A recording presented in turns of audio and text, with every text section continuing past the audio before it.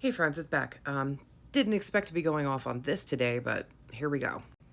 This comment came from a post, like an OP, about children developing eating disorders because their mothers harp on their weight when they're kids. And as I said, didn't expect to go off on this today, but here we go. I have a massive problem with the diet and exercise industry for many, many reasons. One of which, however, was this. Now, my mother had at least one undiagnosed eating disorder. She used to brag about how when she was pregnant with one of my older brothers, she would eat a single can of tuna a day in order to try to keep her waistline from expanding while she was pregnant. That was one that was weaponized against me often. I used to live on a single can of tuna a day when I was pregnant. So my father was like 6'6", huge dude. And I have always favored him far more than I favored my mother or her side of the family. They were all shorter, darker, and I'm big and light. So I've been big from the minute I was born. I was nearly a 10-pound baby. Got some of that Swiss mercenary blood in me. But I was never fat. I was just big. But I was put on my first restrictive diet at 5 years old. And the reason I know this is because I have had this story corroborated by my brother's high school ex-girlfriend, and he's 13 years my senior. I remembered this, but I had been so gaslighted that my mother had tried to convince me that I was making it up. And I actually went and asked two people who would have remembered during that time if I was on a restrictive diet during that time, and they both said yes. And one of them was my brother's ex-girlfriend. He dated her at the ages of 16, 17, 18, and that would have made me 5 and 6 and 4. But she came to me when I was 5 years old and asked me if I would like a piece of candy. She had some candy with her, and I told her, I'm sorry, I can't have that candy because I'm on a diet. And me being a 5-year-old, she was kind of shocked by that. The other was my friend's mom from down the street. She offered me a snack. I had been over at her house playing all day with her son, and she offered me a snack of graham crackers and peanut butter, and I told her that I wasn't allowed to eat at other people's houses because I was on a diet. Now, this was something like 8, 9, 10 years old. And when I was in middle school, I was being made fun of for bringing Jenny Craig food to school. In middle school, I was being brought to doctors, quack diet doctors, and getting like shots of things. I didn't even know what it was. I was getting endless blood tests for thyroid dysfunction. And then I was getting shot up with B12. I remember getting tons of shots. I was getting weighed all the time. And then my mom put me on Jenny Craig when I think I was I was in middle school, so I had to be like 12.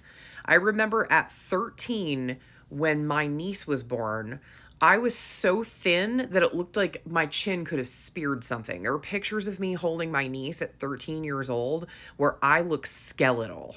And the program that I was put on at 12, 13 years old started off as 750 calories a day. And then once you lose enough, they graduate you to 850 calories a day. And then when you lose enough, they graduate you to 1,000 calories a day. Whereas according to the American Academy for Pediatrics, I should have been eating 2,200 calories a day. 750 calories a day is barely enough to sustain a toddler in a coma. And meanwhile, I'm a growing teenage girl. All of this resulted in precocious puberty. I started my period in 2nd grade. I was 8 years old when I started my period. That's how panicked my body was. And of course, my mother will tell you I'm lying about that too. I remember locking myself in the bathroom in Catholic school and just screaming in the bathroom because I thought I was dying. No one had ever told me that I would bleed. Because who thinks to tell an 8-year-old about periods? But this isn't just bash on my parents session. This is about the entire system. The whole system that rewarded what my mother was doing. I was paraded into Jenny Craig weekly. They knew how old I was. And I was paraded into these freaking weight loss clinics weekly, and I would get 8-pound losses, 10-pound losses in a week, and they congratulated me. If you have a 13-year-old walking into your office and showing you that they've lost 10 pounds in a week, that child needs to go to the hospital, not be congratulated and applauded in front of a bunch of fucking grown-ass women who never said anything about it. If you see a parent feeding their adolescent child 750, 800, 1,000 calories a day, you need to call DFACS, not throw that kid a party for wearing a smaller dress size. But the total mindfuck of it all is that I got applauded everywhere I went. I would show up to school and even the teachers would say, "Oh my goodness, you're looking so trim. What's happened?" I would have other adults tell me how amazing I looked, that I had lost all this weight. I had other kids and my mother, of course, if I walked out of there with less than a 5-pound loss in a week, it was a fucking failure. And food was absolutely demonized. We don't eat those foods. Those are flab foods, my mom used to say. We don't eat those. We don't put those in the house. And what it did is it created this starvation sort of mentality in me, where if I had access to food, or if I had access to particularly foods that were super restricted, I had this starvation mentality of I have to eat it all or I'm never going to get it again. And so I went through this cycle that when I became an adult, and of course, my mom, what would happen is, her eating disorders would go through swings. So she would go really hard in it, and I would suddenly, and everything that she did to herself, she did to me. So she would restrict really hard of her own eating, and then she would restrict me even harder because it's easier to restrict me than restrict herself. She could cheat, but I couldn't. She would restrict me really hard, and we'd go really hard, and I'd lose a crap load of weight, and then she'd burn out and forget about it, and then suddenly we're eating Wendy's and McDonald's all the time. And then she'd start feeling bad about herself for eating Wendy's and McDonald's all the time, and then she'd start restricting me again. So I went through these terrible cycles of restriction and then access. So it made my weight just balloon like crazy. And then I had a personal trainer bought for me when I was in high school, which was actually a mistake on the part of my mother, because when I started talking to this personal trainer, he saw me and my super strong, amazing body and said, "Wow, you're really strong. We should get you into some strength competitions." And so he started pushing me to build muscle and get stronger. And he wrote out this really kind of healthy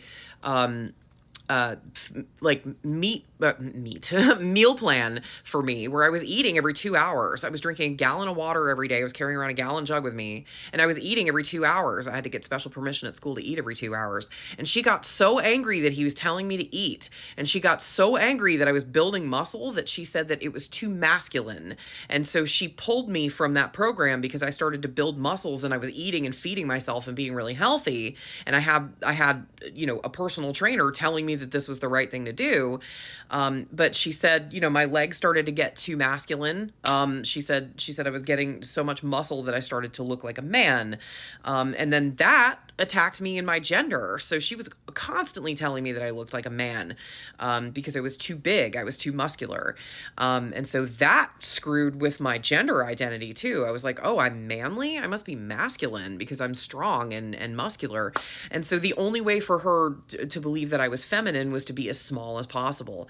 So she pulled me from the personal training program because she said he was making me eat too much and he was making me grow my muscles too much and it was too masculine. So the only adult that actually stepped in and tried to keep me healthy was one that she removed me from. But I went in and out of these doctors, these dietitians, these quack dietitians, these weight loss programs, past hundreds of adults through this situation where I was being abused and starved, and no one said anything other than congratulations. They sold her meal plan after weight loss plan, after shots, all kinds of shit. So she could use those tools to starve her child in the name of thinness. At one point, she brought me to one of these quack doctors who told me that she could feed me supplements and flavored club soda for 2 weeks so he could test my thyroid and see if I would actually lose weight. So I lived on club soda and supplements, and no one said anything other than congratulations. So yes, weight loss programs should be illegal for anyone under 18, absolutely, because they were used to abuse me directly. I was paraded in front of adults that should have stepped in and they should have said something about what was going on with me. And now, guess what? I struggle with anorexia and orthorexia. I even had a bout with bulimia for a minute. And they wonder why. They wonder why. And by the way, you can have anorexia and not be skinny. Yet most of the time, that's what happens. You go through binge and purge cycles. You go through cycles where you starve yourself and then you stop starving yourself and you put a bunch of weight back on because your body doesn't know how to handle food.